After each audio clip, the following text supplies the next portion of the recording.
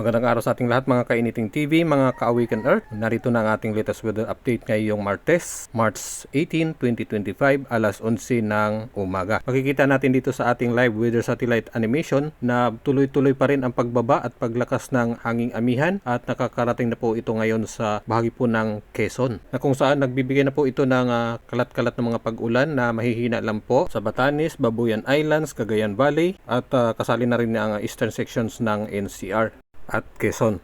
Maganda naman ang panahon sa natitirang bahagi po ng mainland Luzon, lalo na ngayong tanghali hanggang sa hapon. Ngunit mataas pa rin ang tsansa na magkaroon po ng mga localized thunderstorms na magdudulot po ng mga pulong mga pagulan. Dahil naman sa easterlies, asahan po ang mga kalat-kalat na mga pagulan at maulap na kalangitan sa malaking bahagi po ng Visayas, Mimaropa, Bicol Region at buong Mindanao. Makikita po natin dito sa ating weather map, may bugso po ng kaulapan po na papasok ngayong hapon or tanghali dyan sa may eastern Mindanao at southern Mindanao.